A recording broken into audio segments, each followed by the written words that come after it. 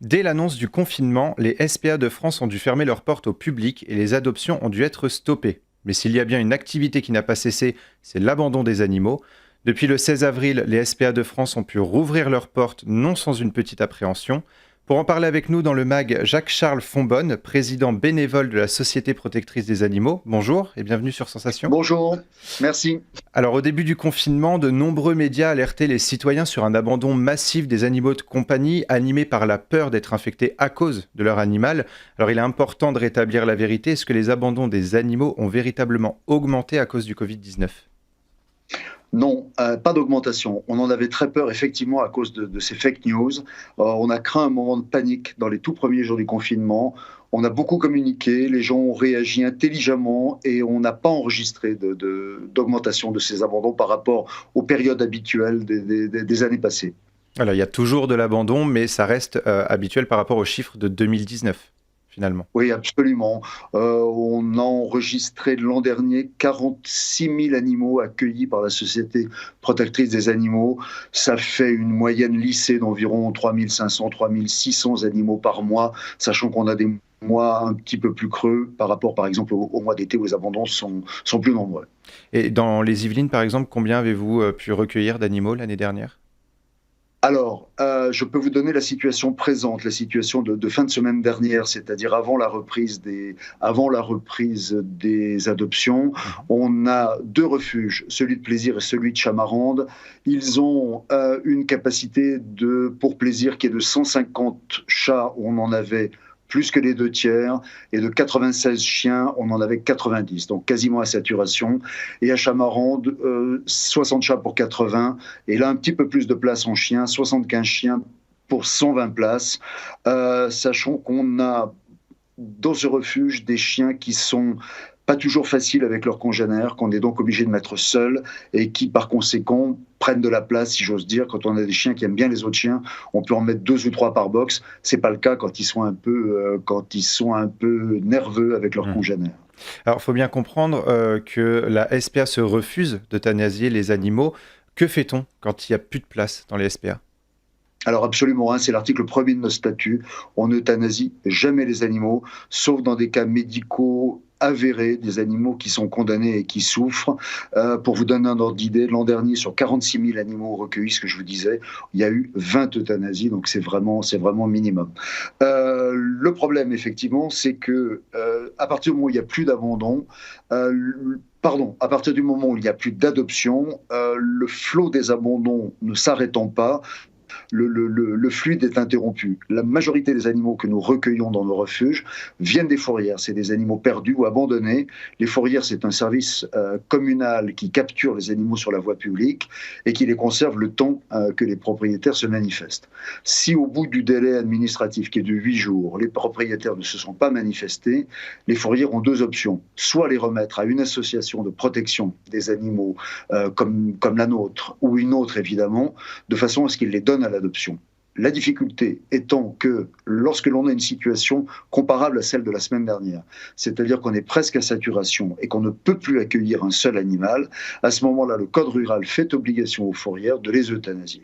Alors, on s'entend bien avec les services de fourrière, ils avaient accepté de prolonger leur délai de rétention pendant plusieurs jours, mais à un moment donné, de toute façon, puisqu'il n'y avait plus aucune sortie, les gens n'ayant pas l'autorisation de venir dans nos refuges pour adopter des animaux, on aurait été lentement mais sûrement submergé par ce flou. C'est ça.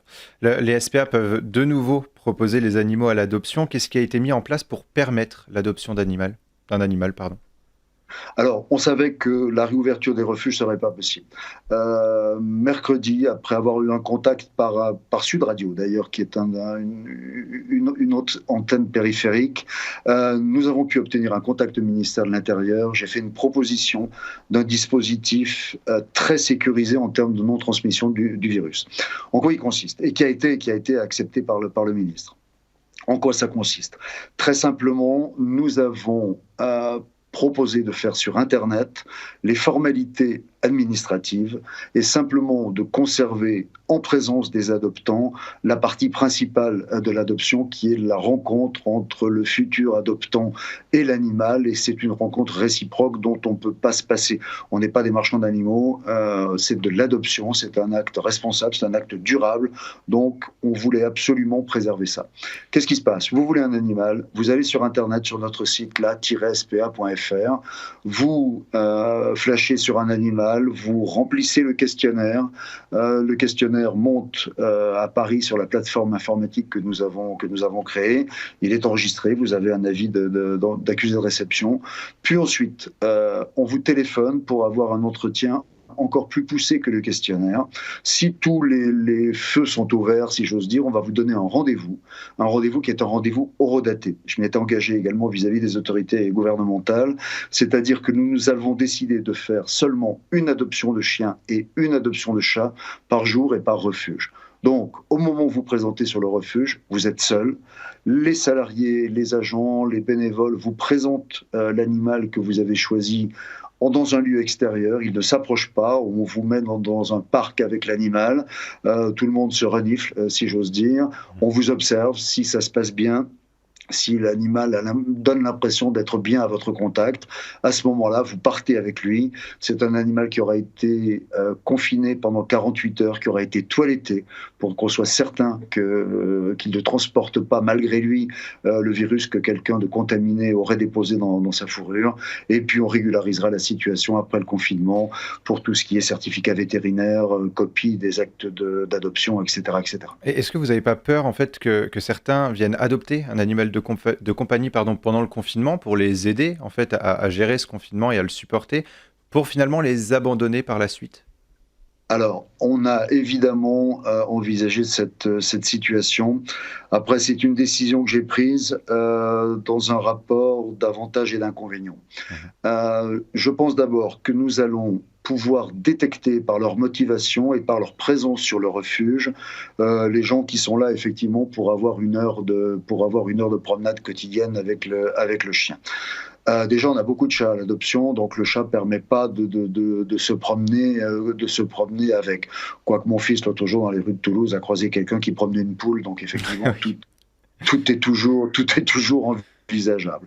Ensuite, on était dans une telle situation, on allait arriver très vite dans une telle situation de détresse, c'est-à-dire que entre le fait de ne plus pouvoir recevoir des animaux et les voir euthanasiés par dizaines, par centaines ou par milliers si le confinement se prolonge, ou le risque, après avoir trié les candidatures, de voir certaines personnes nous ramener les animaux, les abandonner, je veux dire, ma décision a été vite prise. C'est-à-dire qu'entre l'abandon éventuellement potentiel et la mort certaine, j'ai pas hésité une seconde.